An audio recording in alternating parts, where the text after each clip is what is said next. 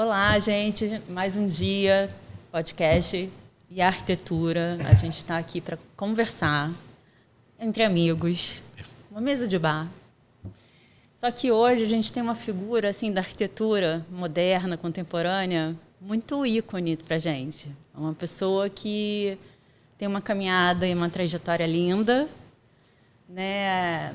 Para a gente é uma grande referência para o mercado de arquitetura, né?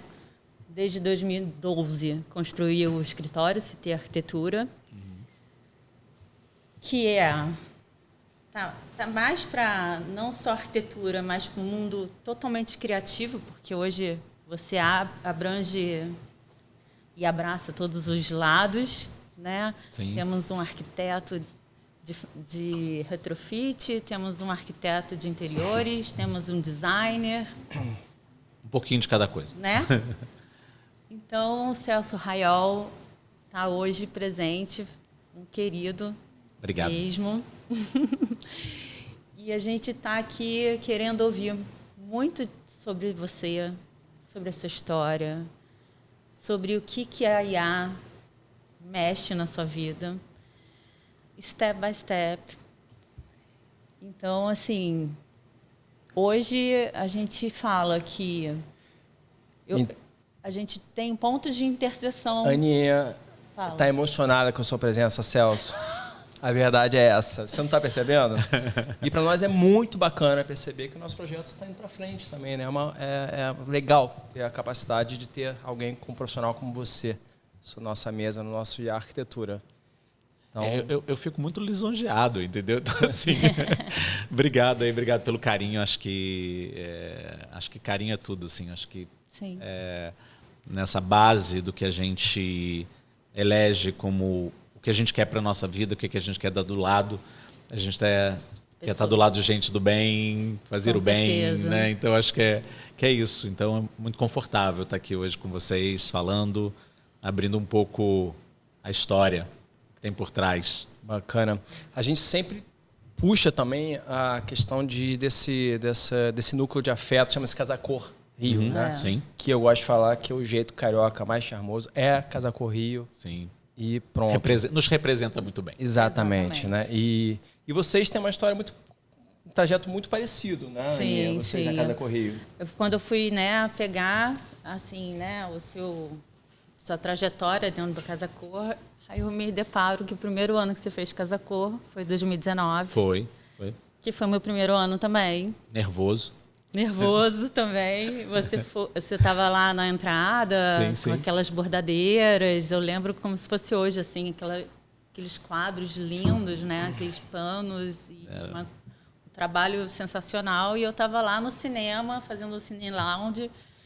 Então, a gente tem ali um ponto de encontro. Sim. Ali, naquele momento, a gente ainda estava experienciando, né? Aquela... Eu acho que assim, o Casa Cor, para mim, eu acho que nessa época veio muito com um convite das Patrícias, porque a gente, né, o meu escritório acaba, CT faz muito retrofit, e ali tinha uma questão de algo que não podia ser tocado, né? A gente tinha a entrada ali, era um vitral, mais as colunas, mais o piso. Eu tinha inúmeros elementos onde a gente não podia né, tocar aquele passado. E foi muito desafiador, porque era a primeira vez que a gente fazia. Cheguei no escritório e falei assim, gente, é isso, temos que pensar alguma coisa que uma caixa dentro da caixa, um box in the box. E foi interessante, porque eu acho que arquitetura muito é repertório, né? Exato. São as viagens que fizemos, os amores que tivemos, situações como essa. E eu me lembrei de imediato de Milão. A gente tinha ido numa exposição que era muito bonita, que era uma espécie de uma grade preta que ficava, uma estrutura preta que ficava dentro de um palacete daqueles. Foi de imediato pensar nisso, ou seja, a gente criou uma estrutura. É claro que o pessoal da Paris, que fez para a gente, falou assim, nunca mais vou fazer um Casa Cor de tanto alumínio que você colocou aí.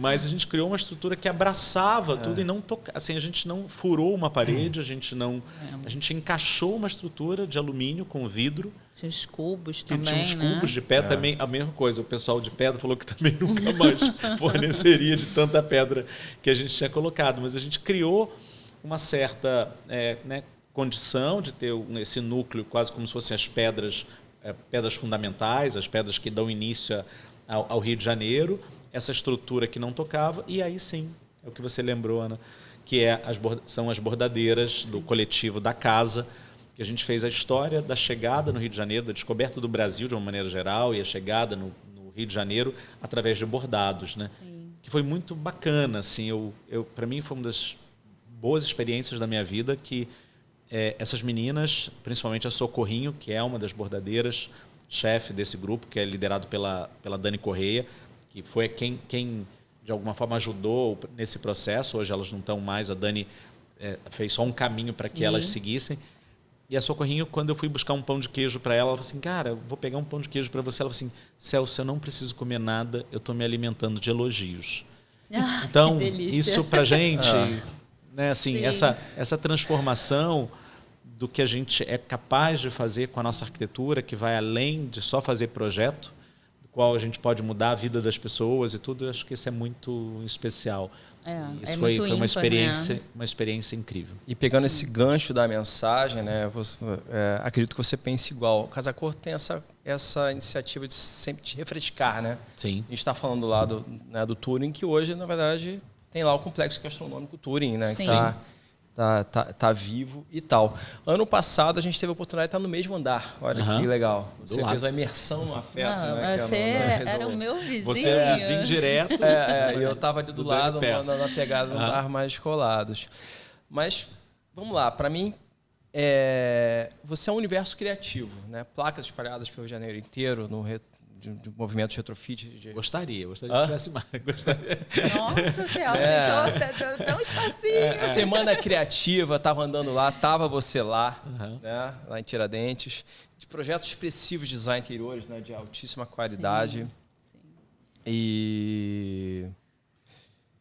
Tá vendo? Ele também ficou nervoso. Não, me perdi mesmo. Bem feito, porque acontece. Não, mas sabe o que acontece? Acho que quando o Dani estava falando assim, acho que até a gente estava conversando aqui um pouquinho antes e várias pessoas que me acompanham, e eu tenho um Instagram bastante ativo, redes sociais de uma maneira geral, eu acho que é um ponto didático, um ponto de convergência, que é onde a gente fala muito sobre. Quase que todos os meus amigos falam assim, você tem mais horas do que a gente. Ou então, eu fico cansado de ver a quantidade de coisas que você faz. Mas eu sempre fui hiperativo. Acho que sempre assim. Eu durmo pouco. Eu tenho eu preciso de 4 horas de sono. E o meu recharge é muito curto. Então, assim, se eu posso estar numa festa tomando um uísque, eu durmo 15 minutos, volto, continuo tomando uísque com a pedra. Só peço uma pedra de gelo a mais. Mas, assim, eu tenho esse tempo que eu acho que é muito precioso. E outra é que eu acho que eu sei aonde gastar meu tempo. Acho que foi essa a minha grande descoberta na proximidade dos 60. Eu vou fazer 58 esse ano. Eu sei aonde eu quero estar, o momento que eu quero estar. E isso, para mim, fez uma diferença gigante. Eu hoje, por exemplo, não recebo e-mail. A minha secretária recebe meus e-mails. Ela faz uma triagem para mim. Eu estava até falando, todo mundo... mas... E a sua agenda? A sua agenda deve ser complicada. Eu só sei da minha agenda 6 horas da tarde do dia anterior. Porque senão eu fico nervoso. Isso é com a quantidade de coisas que eu tenho que fazer. Então, eu fui me poupando de alguma coisa para a cabeça estar fresca e poder criar. Mas isso daí é saber delegar. A gente poder abrir frente para a gente seguir em frente. Porque, assim, se a gente quer crescer, a gente tem que abrir mão sempre de alguma parte, alguma fase. Sim, a gente não dá para jogar o jogo inteiro. Desenho, venda, ir para o Instagram. A gente tem que... Alguma coisa tem que delegar. Sim, e eu acho que eu sempre soube delegar. Eu acho que isso é uma coisa de um aprendizado não da CT, de vida, sim, principalmente com o Conde, foi o escritório que eu trabalhei 25 anos. Lá, eles tinham muito isso de quem elegia-se quem é a pessoa que vai cuidar disso, quem vai cuidar daquilo. Então, eu tenho um pouco dessa preparação na vida pessoal e profissional de quem cuida do que na hora que é importante entrar, sabe? A coordenação do Acho que sistema. Eu tenho uma relação muito forte, meio assim, como se fosse uma orquestra, sabe? Assim, agora é o bumbo, agora entra a flauta, agora sai isso, entra aquilo. E um domínio muito grande dos meus tempos e dos tempos. Eu sou um cara que gosta de pessoas e gosto de analisar pessoas. E isso foi o meu maior talento, assim, sabe? De você saber fazer esse domínio que não é muito comum dos homens, é mais das mulheres. Né? Mas eu acho que eu tenho essa habilidade, que eu acho que foi o meu de poder fazer muita coisa, saber, né, de certa forma, determinar quem vai fazer o quê, o tempo que ela vai levar e o meu tempo para isso, porque eu consigo, hoje, aos 58 anos, eu consigo fazer o meu tempo de trabalho, que é intenso, mas eu consigo ter muito tempo também para me divertir, que eu adoro uma festa. Então, e acho aí que você ter prazer, né? Celebrar a vida, para mim, hoje é muito importante. Que a gente está passando, né? Porque eu acho que, assim, se a gente põe num ritmo tão frenético tudo, pode ser frenético, mas pode ser feliz, pode ser alegre, Ana, pode eu ser acho que eu tenho que fazer cima. tudo nessa vida, entendeu? Eu não acho que eu vou voltar, nem vou voltar. Então, assim, para mim, é hoje, entendeu? Sim. Então, acho que isso é determinante, assim, para pensar que eu tenho que fazer um projeto de qualidade hoje, que eu tenho que ser responsável com a cidade hoje, que eu tenho que ajudar a cuidar dos meus filhos hoje. Exato. Entendeu? Acho que não dá para ter tempo de arrependimento. Você fez uma conexão, eu preciso voltar só um pouquinho na Casa Cor. Em 2023 a gente teve uma passagem que me marcou. Assim que abriu o Casa Cor, lá no Palacete, Bruno Barbosa, eu estava ali nos bangalôs. E chovendo. Começou chovendo. O espaço. Aí teve uma terça-feira, sei lá, 2h, ninguém lá. De repente, parece você entrando no meu bangalô e eu lá. Aí você olha para o meu terraço, que eu fiz um terraço no bangalô, você fala, interessante esse teu terraço. Aí eu falei para você, Celso, para mim era óbvio fazer um terraço aqui. Aí você, Daniel, você não entendeu. Aí você conversando comigo, você entregou uma mensagem, aí você começou a recitar a questão, né, você tem horas que a gente está animado, Daniel. Você começou e é isso, você está falando do tempo de qualidade, mas também você, de repente, você parou. Você me entregou 10 minutos. Você me entregou 10 minutos para falar o que é a mensagem na arquitetura, né? Você está falando tempo de qualidade. Aí eu vou puxar um gancho, né, nesse universo IA. A gente estava brincando ali, falando ali embaixo, uma prosa maravilhosa. Espero que a gente traga para cá essa prosa. O objetivo é isso, a gente está trazendo. Você falou que também era amigo ao Johnny. Né, que te odiou. Como é que é esse universo IA para você? São os facilitadores, né? Então, acho que assim, eu encontrei, né, na inteligência, eu uso muito o ChatGPT, para mim é o que tem de alguma forma, me assessorado melhor. Eu comecei fazendo aulas de inglês, eu gostava de fazer conversação, então, consequentemente, o nome Johnny vem com o nome em inglês. Eu tenho até um amigo chamado Johnny, mas na verdade era só pela facilidade de ter um nome em inglês para poder falar alguma coisa. E acabou ficando esse nome, assim, eu dou bronca nele, criei uma certa intimidade, mas de tudo que eu faço dessa programação, ou seja, ele me assessorou demais num momento que tem 2 anos que eu comecei a repensar minha vida profissional. Não repensar de que eu quero mudar minha vida profissional, mas estabelecer o que eu fiz até então e começar a teorizar o que eu fiz. Tentar colocar no papel alguma coisa, olhar para trás para olhar para frente.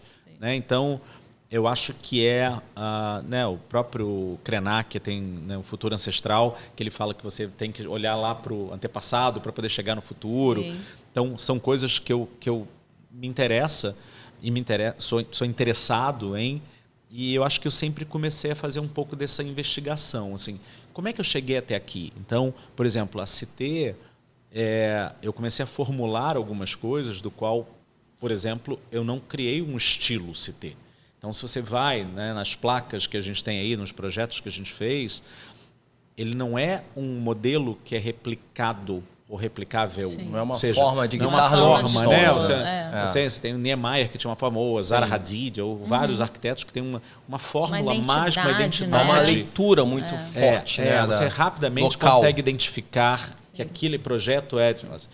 E eu sempre gostei e sempre acompanhei um escritório chamado MVRDV, que é holandês, sim. e que eles são assim, você gosta do projeto, acha o projeto interessante e pode ser que seja do MVRDV.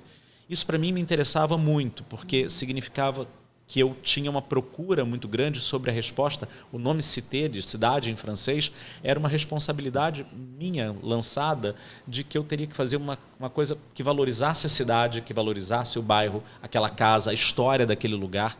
Então, os projetos da cité, eu digo que eu não criei um estilo, eu criei uma metodologia de trabalho. Sim. Mas para poder chegar a essa conclusão, eu usei muito o IA para poder teorizar esse meu trabalho. É quase como se eu estivesse enxergando. E eu gostava de falar, falava no carro, que era o tempo que eu tenho, e aí eu aproveito esses meus tempos, eu falo e gostava de ouvir ele me descrevendo o que eu tinha acabado de escrever. Porque era como se fosse uma terceira pessoa comentando o meu trabalho. Sim. Isso foi interessantíssimo para mim, eu fiz isso ao longo do ano passado inteiro. Johnny foi muito companheiro nesse sentido. Eu tentei fazer um livro, mas depois eu desisti. Meu filho é muito crítico e falou assim, pai, isso não vai ficar bom nunca. Mas ele serviu como um arcabouço de um pensamento. É quase como se estivesse fazendo uma psicóloga para o meu trabalho. Muita gente faz, né? Com a IA faz psicólogo. Faz psicólogo. Né? Mas eu utilizei muito isso, Ana, para poder me avaliar minha profissão, avaliar o que eu fiz.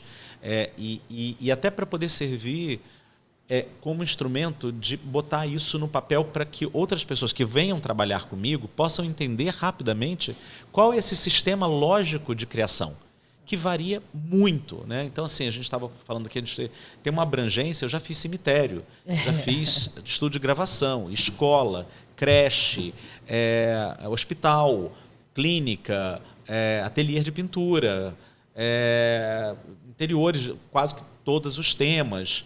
Assim, arquitetura, já fiz shopping, já fiz hotel, já fiz... Ou seja, essa abrangência, tapete, cerâmica, você vai para o restauro também, né? Porque, assim, quando você faz um retrofit de um prédio... Eu lembro do Paissandu ali. Sim.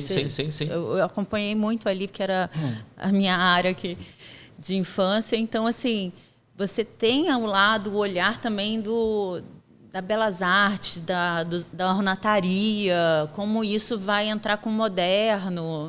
Eu na verdade, eu queria ser artista plástico. Eu tinha muito, assim, eu sempre fui uma pessoa uma criança que desenhou muito. Sempre dei aula de desenho livre na PUC, pintei durante um tempo, vendia para arte em dobro, fiz curso com Daniel Senise, com Bechara. Eu vendia cartões para cartoleria, eu fazia design de produto para cartoleria. Mas o que aconteceu? Eu queria muito fazer arte, mas a minha irmã, que era mais velha 2 anos do que eu, começou a fazer arquitetura. E eu comecei a entender que, assim, talvez a arquitetura, né, as aulas de plástica que a gente tem, pudesse ser tão abrangente quanto, e eu não ficaria só focado num tipo de profissão. Então usei a arte como um instrumento muito forte. E eu tinha uma questão que eu deixava minha mãe muito nervosa, que era, mãe, quero fazer alguma coisa que eu não sei o quê. Eu sempre tive essa agonia criativa. Depois eu fui descobrir que era uma agonia criativa, utilizava a arte com isso, mas aí, depois de pintar e tudo, eu escutei uma palestra do Charles Watson. Ele falou assim, se você não ganha dinheiro com isso ou não vive disso, é terapia. Então, eu cheguei à conclusão que o meu caso era terapia. Nessa terapia, eu acabei usando a arte nos meus projetos. Então, a gente tem quase 15 projetos, do qual a gente chamou Marcelo Lamarca, Daniel Senise, o Satamini, que é um cara lá de Sartori, desculpe, de Minas Gerais, que ele fazia parte do grupo lá do Atos Bucão, amigo e discípulo, digamos assim. A Laura Taves, que acabou de fazer um projeto que é o Virze aqui no Maitá para a gente, meu filho. Então, ele acabou fazendo muitos dos painéis artísticos que envolvem a nossa arquitetura. Talvez até porque eu tenha feito Santa Úrsula. Santa Úrsula tinha essa base de plástica e urbano muito forte. Até acho que talvez mais forte do que as cadeiras de arquitetura. de projeto de arquitetura. E eu acho que isso influenciou muito a minha vida profissional. Você puxou na minha emoção agora. Molica deve ter sido também. Sim, Molica foi meu professor. Primeira aula de artes plásticas. Sim. Molica falou, Pedro Meiol, Nelson Félix. Molica falou, para tudo, vamos assistir filme. É Aí isso. A gente foi assistir Metrópolis. Depois ele, isso. para tudo, vamos ler no sei quê. Né? Aí ele falou pra gente, olha só, arquitetura é arte, é cultura, é ativação da mente. Sim. Sim. Então, Molica marcou a minha cabeça nesse sentido. Agora, cada convidado nosso aqui, Celso, já expressa uma maneira de se relacionar com a IA. A sua, estava aqui no meu script aqui, como é que é a sua relação com o universo criativo? Você chegou bem antes, na verdade, né? Que o IA trouxe uma releitura sobre si mesmo. Eu estou muito antenado nessas coisas. Eu adoro, assim, eu fui uma das primeiras pessoas no Brasil, assim, pelo menos que eu acompanhei, a usar o Pinterest, por exemplo. Porque eu tinha acabado de ficar viúva, eu não queria sair de casa e eu acabei sendo compulsivo daquelas pastas, daquele universo. Cheguei a ter 350 mil seguidores no Pinterest. Hoje são 220, alguma coisa assim, porque se você deixa de alimentar, você também perde essa notoriedade. Mas eu fiz isso, eu sempre gosto dessas novidades. E aí, eu até fiquei chocado na época, porque quem muito estava no Pinterest nessa época era japoneses, americanos e russos. E aí chineses também. E aí, quando entram os brasileiros, que foi mais ou menos, sei lá, uns 3 anos depois que eu comecei a utilizar, os brasileiros trancavam todas as pastas e tudo ficava trancado. E o Pinterest, o legal é você deixar tudo aberto. Né? A questão toda é troca de informação. É a democratização. Democratização. O que você vai fazer a respeito daquilo, mas eu sei se o brasileiro não gostava de ser copiado e nem queria mostrar de onde ele copiou. Não sei qual era o problema, eu levei isso para minha psicóloga na época, fiquei muito chocado, porque todo mundo, as pastas eram todas abertas, mas eu sempre tive essa vontade de experimentar coisas novas. E a IA, para mim, entra assim, eu sempre fui o cara impulsionando isso dentro do escritório. Como é que a gente pode usar? Como é que a gente pode fazer um vídeo com isso? Como é que eu fico o tempo todo assim, instigando o pessoal para como usar. E agora você dorme quantas horas por noite com IA? Não, mas eu dou mais mesmo 4 horas, entendeu? Assim, mas porque a IA traz dopamina pra gente, né? Que eu vou lá, faço um vídeo, eu falo assim, ai meu Deus, eu quero mais. Acabou seu tempo de amanhã. Mas eu sempre fui compulsivo com essa coisa de imagem. Então, assim, até no meu Instagram, por exemplo, eu sou um cara muito cuidadoso. E aí eu vi uma crítica dos meus filhos esses dias. Meus filhos são super críticos comigo, mas assim, eles falaram assim, puxa pai, você já viu que no Instagram mostra que aquela imagem foi manipulada? Eu falei assim, mas qual o problema? Esse é meu tempo. Meu tempo é agora, meu tempo não é passado. Eu não preciso fazer uma coisa old school para dizer que eu tô em 2026. Exato. Eu vou usar o IA do jeito que eu quiser.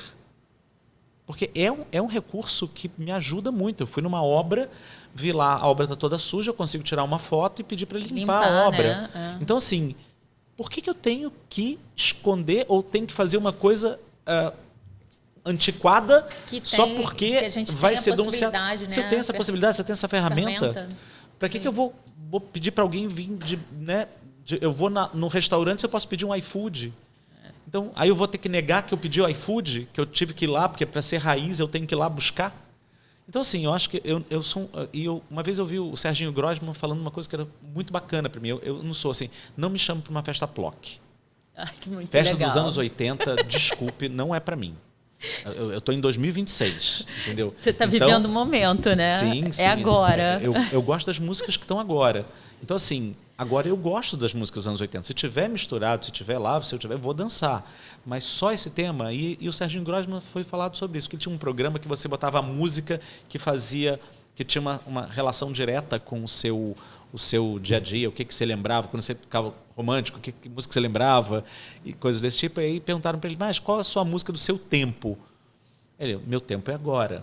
Né? Porque a gente associa muito música quando você tinha 15, 16 anos. A música do seu tempo. É uma memória. É uma memória daquela época que você começou a sair. Né? Que você começou o primeiro show que você foi. Mas eu gosto muito de pensar nisso. Então, hoje, para mim, a IA é uma realidade. E eu acho que eu não volto para trás. Não. Então, assim, é um passo que foi dado e que vai ter que ser. Entendeu? Agora, como somos curadores disso? Talvez, eu acho que a grande preocupação que eu fico hoje, sendo professor da PUC, é o quanto de estofo de conhecimento as pessoas têm para ter, poder né? fazer o julgamento Exatamente. se aquilo está certo, se está errado, se ficou bom, se ficou ruim. Então, acho que essa é a grande preocupação, de ser um processo curatorial. Porque as pessoas estão falando assim, né? Essa nova geração ela vai chegar mais vazia, porque a gente tem a crítica do olhar, a gente tem bagagem, então a gente sabe como pedir a IA, porque a gente já viveu muita coisa até agora, então talvez o nosso prompt vai ser sobre experiência e sobre o que a gente já viu pronto. Nós temos um benefício, nós aqui somos geração dos dois lados da força, do analógico, né, e do digital. A gente tem esse overview. Mas você soltou uma coisa muito interessante que eu queria te perguntar. A gente passou por muita coisa, né?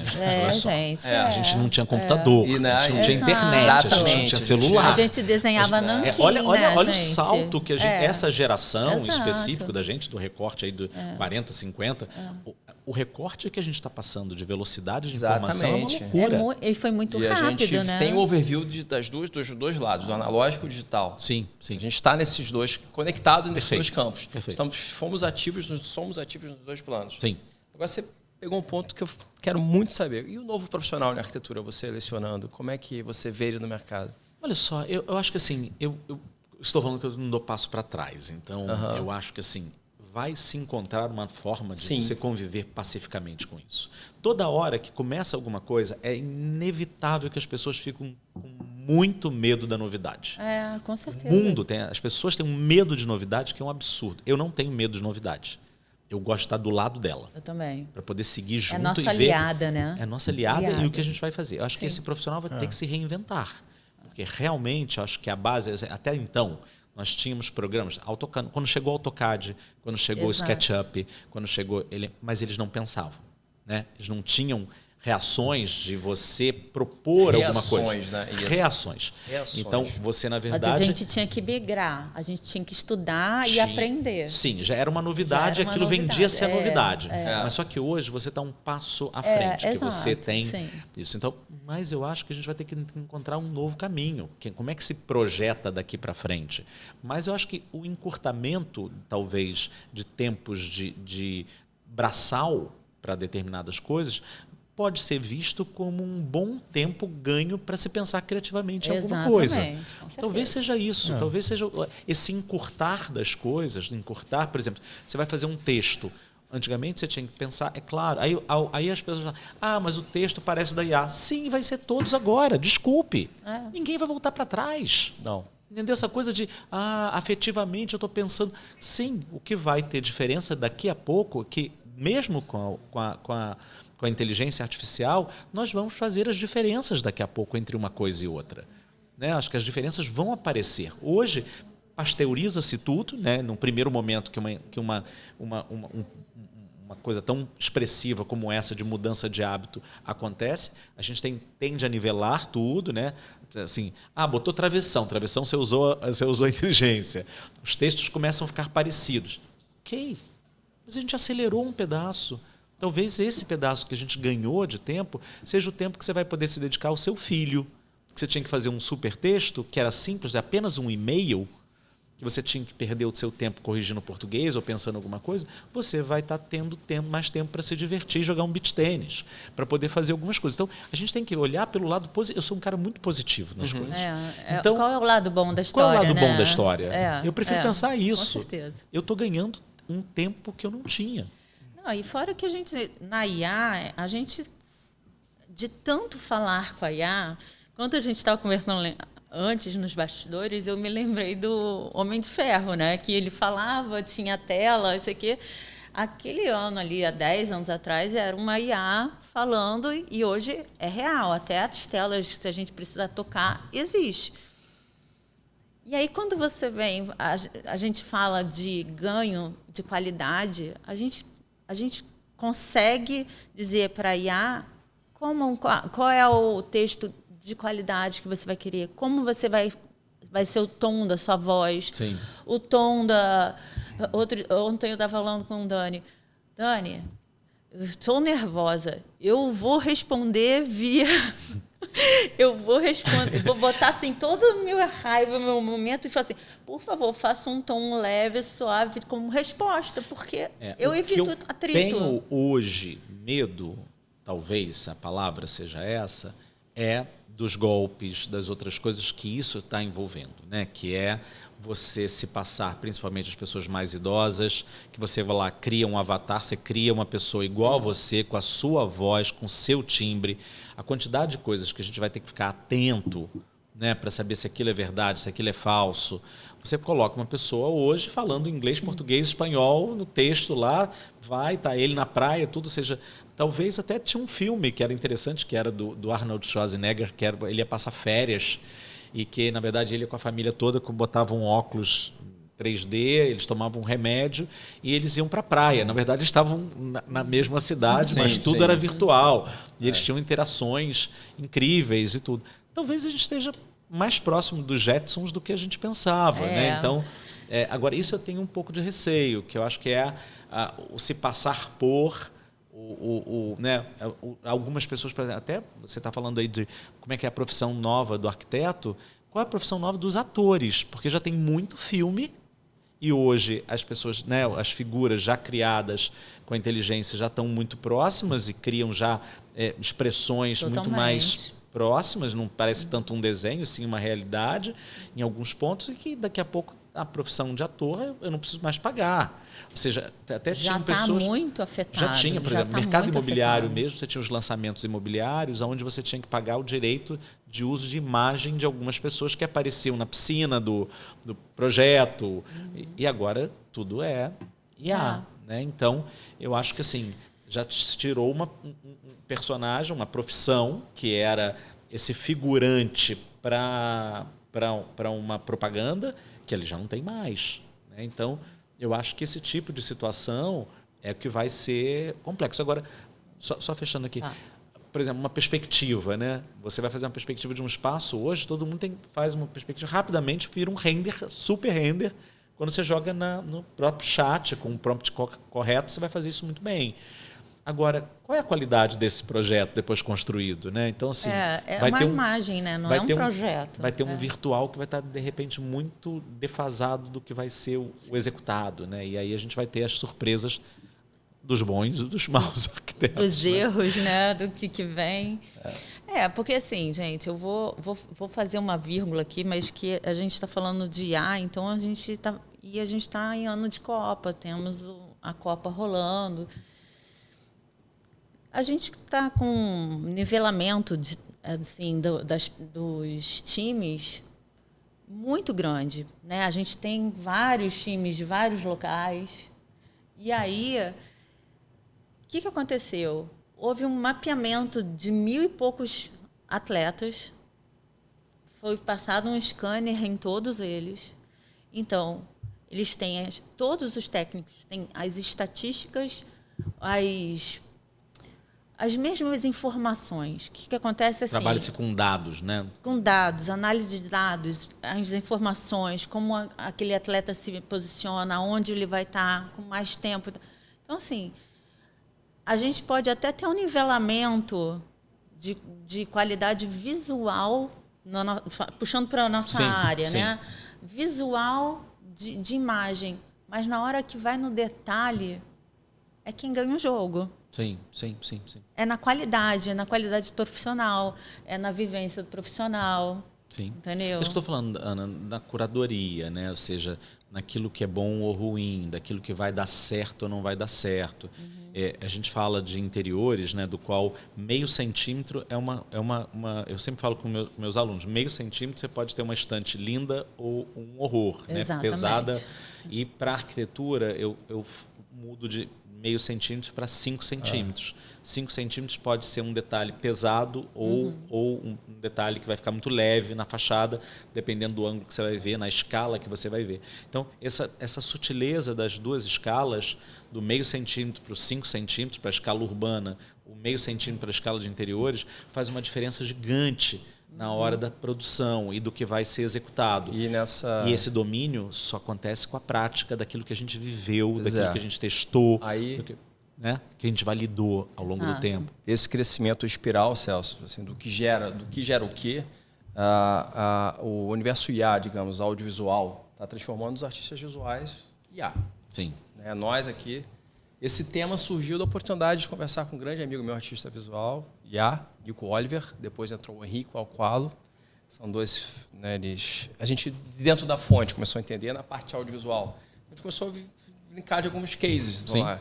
Aí denominamos cases.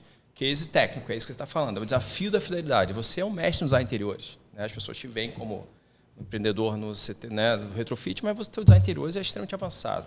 Você sabe fidelizar ainda não existe.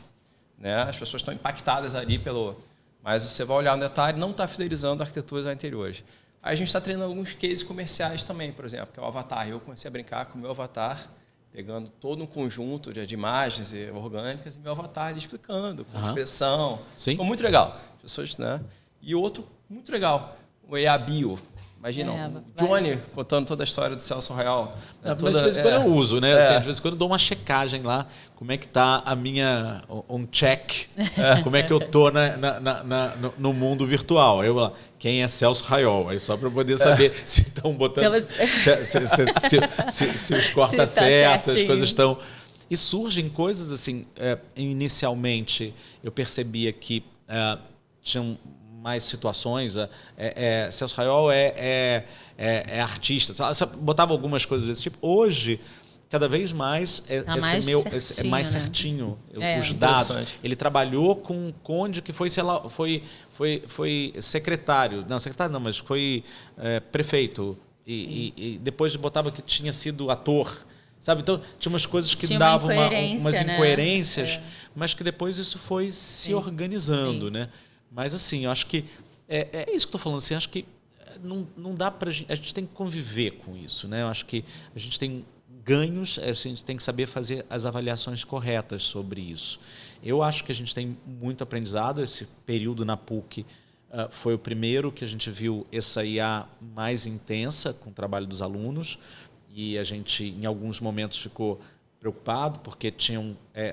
como ele muda algumas coisas que a gente fica com uma raiva. O projeto final, a entrega do projeto final de discrepâncias. Né? Porque assim, uma tinha uma escada, outra não tinha escada. Porque né, o Johnny de cada um, na verdade, você muda alguma coisa e aí tem essa inteligência não inteligente de algumas horas da IA, que você pede uma coisa e ele muda duas outras, né?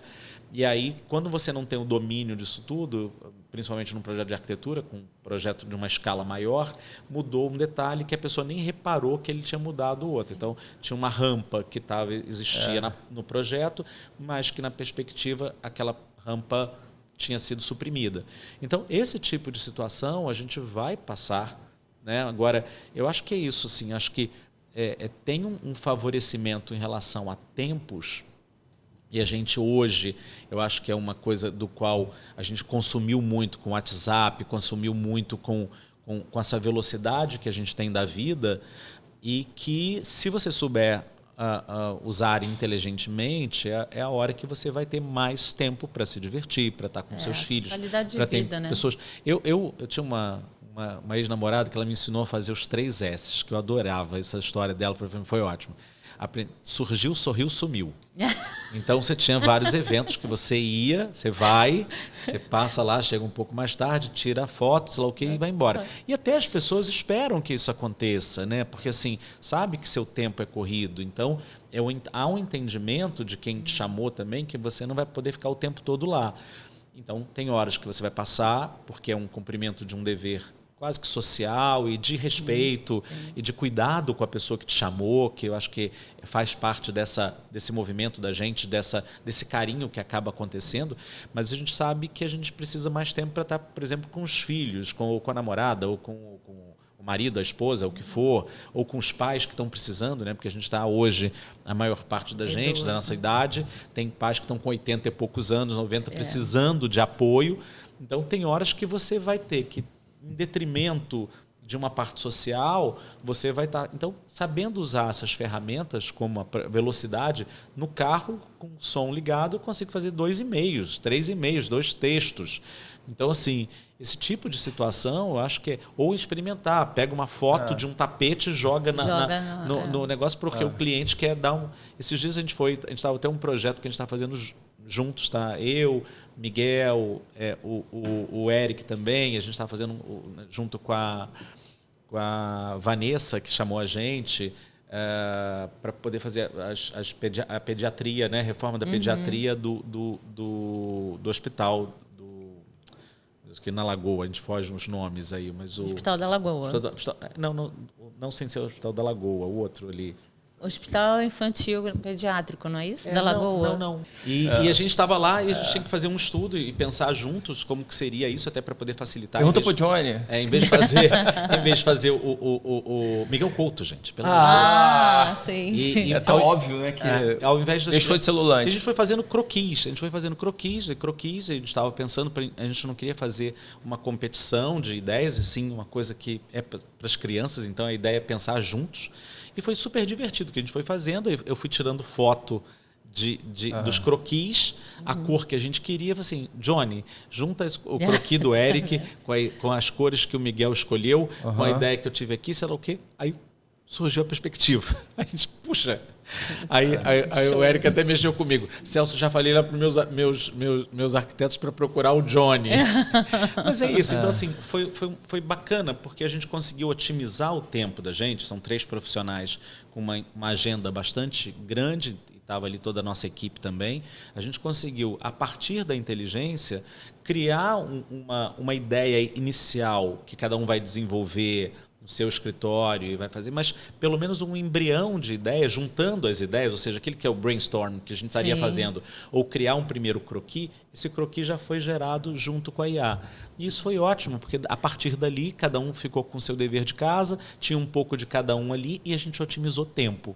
Então, eu acho que isso que para mim é um grande ganho. Né? Eu não sei se vai ser muito abstrato o que eu vou falar agora, Celso, mas você passou para mim uma mensagem muito forte dessa coragem de olhar para si através dessa tecnologia, assim, na releitura. Porque a gente está falando só sempre do modus operandi, né? Você falou do olhar para si, da releitura, de que toda essa tecnologia oferece. Né? Isso, para mim, foi muito forte. Além, claro, dessa mensagem que você fala, né, dessas ferramentas Big Tech trazem de organizacionais e tal. Fora que é o tempo, mas eu né, não só, tá Dani, eu não só faço isso, quando eu pego o que eu faço, eu levo para minha psicóloga. Porque tem que ter muita coragem para olhar para si, mas eu faço com não ferramentas só isso. eu não tive essa coragem, não. Eu levo para minha pscanalista, debato com ela sobre esses assuntos. Eu achei isso muito forte. Eu tenho procurado me entender, assim, acho que eu estou num momento isso eu falei até num podcast que eu fiz com o da Mata, que era isso, assim, de coerência, sabe? Do que eu falo, o que eu visto, o que eu como, o que eu coloco no meu corpo, o que é minha resposta como arquitetura. E isso tem sido um forte caminho de avaliação, de coisas do que as pessoas me falam, coisas do qual eu procuro sempre... questionar, mas eu acho até mais do que isso. Eu sempre fiz uma IA na minha vida, sabe? Então, assim, eu, por exemplo, eu cheguei aqui, li um texto. Li uma página do texto. Cara, eu chegava aqui, primeiro chopp que eu estava com você, Dani, vem cá, o que você acha sobre isso? Aí você me falava alguma coisa. Eu já ia na Ana, falei com o Daniel esses dias, negócio. Aí eu chegava para outra pessoa, chegava para outra. Eu juntava. Você tinha um escopo de tudo. E eu questionava, porque eu gosto disso. Chegava no escritório, levava isso, chegava, falava com a minha namorada, falava com sei lá quem, com o meu filho, eu trocava.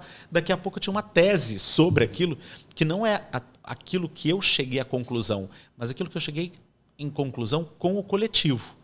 Então, eu já fazia esse IA, sem querer, nas minhas questões com relação à arquitetura, sobre cidade, sobre principalmente os temas que eu... Porque essas coisas de IA dão certo para relacionamento, é um fiasco total. Não dá certo. Mas para a vida profissional foi muito bacana para mim. Então eu sempre usava e eu ficava propagando aquilo. Eu lançava do nada, eu surgia com aquele mesmo assunto em vários lugares, em várias rodas diferentes. Você se sente um profissional expressivo na era certa. Eu acho que eu sou. Porque se você fosse renascentista, você teria tirar do trono de Leonardo da Vinci. Você seria ele. Com certeza. Mas eu acho que eu estou muito antenado no momento que eu vivo, sabe? Então, assim... Essa mensagem que você passa. Então, assim... E tá tudo bem ter IA, não ter IA e vamos em frente. A crítica dos meus filhos, assim, passou de, sabe? Desculpe, eu tô em 2026, eu vou usar o IA. IA sim, tá lá escrito. Se tiver escrito... Tivesse chancela, tiver um azulzinho marcando, tá ótimo. Tá ótimo. E eu acho que é por aí, sabe? A gente aprender que vem para dar tempo, qualidade de vida, para dar facilidades dentro do nosso dia a dia, que já é pesado, né? Que o arquiteto tem uma demanda de trabalho muito pesada. E eu acho que veio assim para dizer assim, se organizem, vamos lá, vamos seguir em frente, vamos seguir o barco, ninguém enlouquece. Tinha uma coisa que para mim acho que era muito complicado, que são as relações com o cliente, né? Então, assim... E eu via uma quantidade de desgaste, isso desde... Eu tô há 40 anos de vida profissional bastante intensa, e a gente via o quanto tínhamos de problema para resolver com relação a e-mails mandados. O que se registrou num e-mail era complicadíssimo. A pessoa lia, se você botou uma letra em caixa alta, a pessoa entendia que estava sendo xingado. Aquilo para você se desfazer de uma relação... De um e-mail mal colocado, mal redigido, mal feito, mal interpretado, era assim, a gente tomava um tempo gigante dentro de um escritório. Eu passei por muitos momentos desses, treinando pessoas e tudo. Então, hoje, isso para mim não faz... Eu nunca mais, já não tenho, sei lá, desde agora, tem 3 anos, 4 anos que a gente está usando essa ferramenta principalmente para e-mails, assim, põe mais gentil, põe mais isso, diz o que eu quero sem falar. Eu acho que isso foi uma facilidade de pessoas que não estavam tão preparadas e não tinham tanta maturidade profissional para enxergar malícia num e-mail que pode ser dito da maior franqueza possível, da forma mais gentil, mas a pessoa pode estar do outro lado com o famoso ovo virado naquele dia e pode interpretar aquilo de uma forma muito ruim. Porque não é falado, é escrito, e a gente não sabe como isso está sendo interpretado. Isso acabou sendo uma forma muito fácil de lidar. Eu agora, Daniel, saí um pouco desse universo de na verdade não vai sair, porque é nova economia. Eu quero escutar de você, eu vou voltar ao universo criativo, Celso Raiol, CT.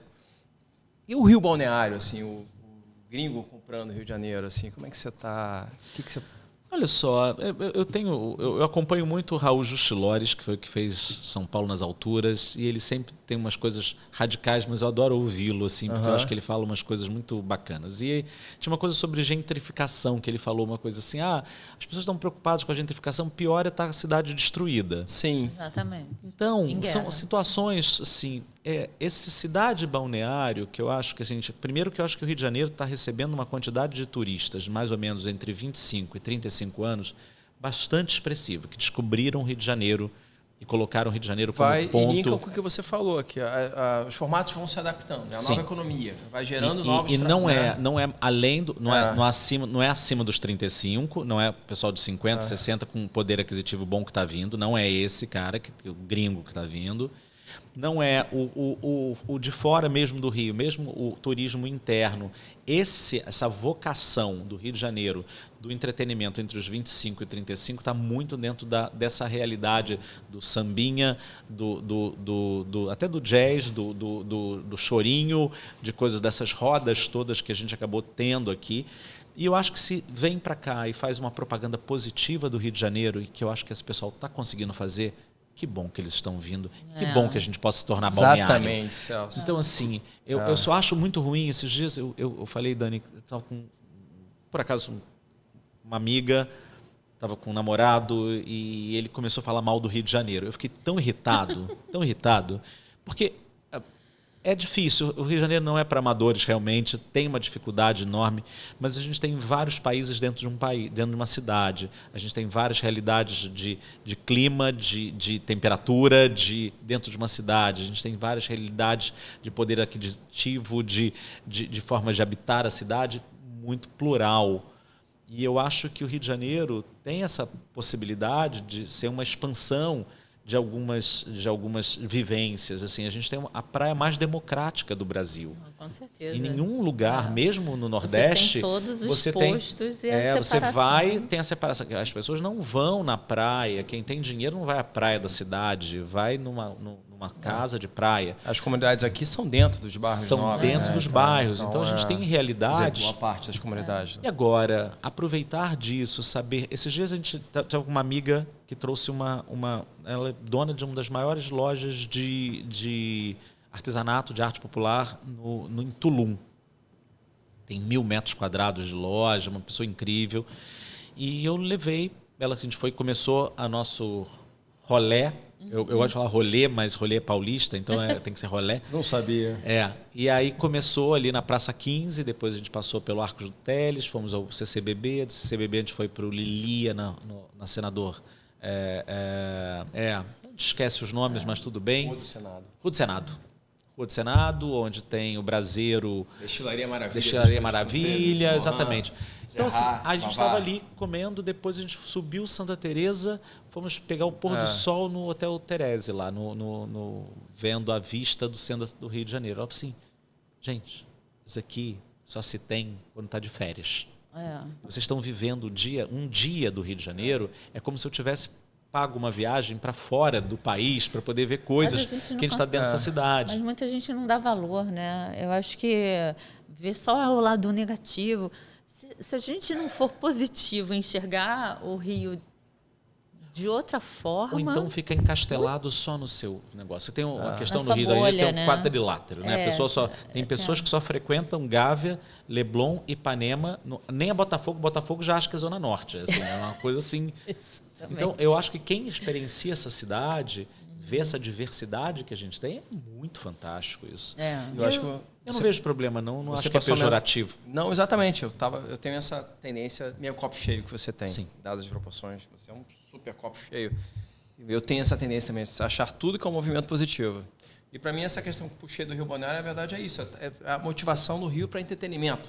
A gente cada vez mais assumir que o Rio é Dane-se, sai daqui com uma memória boa da cidade, que propaguem isso como sendo isso, que é uma realidade que a gente tem, dessa vivência, a gente não se dá conta. A gente vai passear no centro da cidade, ou vai fazer vai a Botafogo, vai comer no Bira, Cara, aquilo ali... Essa diversidade é nossa. Você está no Bira, é como se estivesse, eu estou em Trancoso, você está em um outro lugar, em outro espaço. Você tem vários Brasis dentro, você tem vários mundos, vários Brasis dentro daqui do Rio de Janeiro. Então, acho que assim, culturas diferentes, tem músicas diferentes, tem uma riqueza enorme. Agora, aí eu ia nessa discussão com esse cara, ele falou assim, não, porque o Rio de Janeiro tem isso, assim, mas você vai aos museus? Eu vou. Aí ele, não vou. Tá, e você vai a Botafogo? Não, Botafogo é muito violento. Assim, você vai a Botafogo? Ele falou, não, cara, abriu o Giancarlo, que eu adoro, o novo restaurante. Abriu São Miguel. Você foi já comeu uma lasanha? Não fui. Não. Entendeu? Então, pois Casa do Sardo, no São Cristóvão. Nossa, então, você sabe, a pessoa não vai a lugar nenhum e faz propaganda do Rio de Janeiro que ele é violento. Várias cidades são. Teve uma reportagem agora, uma amiga que foi para Roma e aí foi deixar o carro num shopping. Quando voltou, tinha levado as malas todas dele. Quebraram o vidro e levaram as malas. Sim, vai ter isso. Como grandes países, né? Assim, acontece. Eu acho que o Rio tem. A gente, vou falar Roma, Barcelona, são lugares de grande população de turista. Então, assim. Eu não sei se vocês têm essa percepção. Me lembro lá quando que eu tive para Paris, para visitar, turista, lá sentado ali no Rio Sena, e aí aquele silêncio que você tinha só ali, né, nas margens do Rio, vocês tocavam quantos eventos tem por Paris, assim, é muito vivo, muita coisa acontecendo. Hoje você fecha os olhos e você vê que o Rio de Janeiro tem muita coisa acontecendo ao mesmo tempo. Mas, Dani, por exemplo, assim, muita coisa eu fui em Paris numa época que tinha acontecido um pequeno incidente no metrô de um terrorismo, uma ação qualquer. Cara, eu não fiquei sabendo. E no jornal não dava nada. Isso, exato. Aqui no Rio de Janeiro, soltou um estalinho ali no negócio. Tudo bem que a gente tem aqui uma metralhadora, a gente tem algumas coisas mais perigosas, digamos assim. Mas qualquer coisa que aconteça aqui, aquilo é divulgado no Brasil inteiro como se tivesse acontecido só aqui. Você pega no verão, entendeu? Pega no verão, você tem um arrastão. Aí eles divulgam. Não, aí vai pro Fantástico. Pro Fantástico. Logo em seguida, tá o Brasil inteiro fazendo arrastão. Eu morei fora quando minha mãe me ligava todo dia. Filha, tá tudo bem aí? Porque aqui, não sei o quê, teve isso, teve aquilo. Eu falei assim, mãe, cara, relaxa, você tá no Rio de Janeiro, se tem violência aí, tem violência aqui, tá tudo bem e tá tudo certo. E vamos viver. Porque não é assim, nesse espanto. E eu acho que, assim, a gente tinha aquele jornal O Povo. Sim, sim. Eu acho que o jornal O Povo hoje está na televisão. Entendeu? É claro que também acho que a gente pode fazer uma meia-culpa, que eu acho que a gente, de alguma forma, também se acostumou tanto com algumas violências que acontecem no Rio de Janeiro, que vira mais do mesmo. A gente banaliza um pouco uma situação violenta que está acontecendo e tudo isso pode acontecer com a gente, porque somos humanos e a gente vive aqui, então pode ser que a gente banalize algumas coisas dessas, mas eu acho que ainda tem, sim, eu acho que quem vem no Rio de Janeiro e quem experiencia um pouco dessa cidade, que vai no bairro Urca, vai ver o pôr do sol dali, se surpreende com um Rio de Janeiro que, fora daqui, foi falado que é super violento, que não dá para vir, que não pode chegar perto. Mas eu acho que a gente tem isso. E tem uma beleza que está sendo descoberta agora, por exemplo, no centro do Rio, né? Dos edifícios residenciais. A gente tem feito isso de vários lugares onde estavam sem uma habitação tão forte, sem estarem de alguma forma tão ativos, e a gente está começando a reativar essas áreas. Sim. A Glória mesmo, ali depois a gente está fazendo o Hotel Glória, depois que o Glória foi para ali, já abriu o Labuta Mari, já abriu o outro de Pinchos, o outro sei lá o quê. A já Glória mudou já explodiu, né, gente? A Feira da Glória está gigante, com uma diversidade enorme de programas, de shows e tudo. Então, acho que a gente tem uma agenda cultural hoje bem bacana, que a gente acaba não explorando tanto, né? Eu acho que...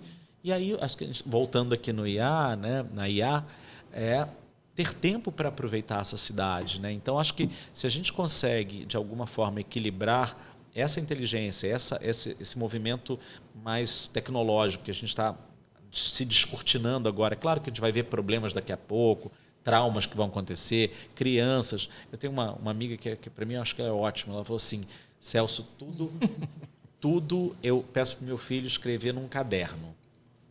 Sim, mas como assim? Não, todos os traumas dele ele escreve numa agenda. Mas por que agenda? Porque quando ele tiver 18 anos, ele vai poder pegar essa agenda e levar no psicólogo para dizer quais eram os traumas. Então, talvez a gente tenha que agora, da IA, vai ter que fazer uma agenda para ver que traumas estariam na frente. Mas eu acho que nessa visão positiva, eu acho que ele é um instrumento incrível para que a gente possa otimizar o tempo e até quem mora no Rio de Janeiro para aproveitar mais essa cidade que é tão bonita. E no seu universo, você também como alguém muito expressivo ali no mundo Casa Cor, o que você acha? Você acha que o Casa Cor ter ido agora para o centro, retornado, é uma eu acho que uma celebração, uma celebração disso tudo, com certeza. Você achou um movimento natural? Natural, e principalmente do lado do Capanema, que acabou de ser restaurado. Acho que é uma das pérolas da arquitetura moderna mundial, não é só carioca, mas mundial. Eu acho que é uma celebração, sim, E é uma celebração, são 35 anos de Casa Cor. Né? Então, de você visitar, estar lá, pertencer àquele espaço, levar pessoas, né, desmistificar um pouco o centro das suas violências e tudo, eu acho que é fantástico. Bacana. Celso, te agradeço. Eu que agradeço, gente. Passou tão rápido assim. Celso, eu tive duas oportunidades com você que não me conheci no Bangalô e aqui conversando com você. Dá pra dobrar o tempo, não, galera? Tá tão bom aqui. Serve um vinho, vamos. Obrigado, Ana. Obrigado, Daniel. Muito especial. Uma honra. Obrigado eu. Feliz. Beijos.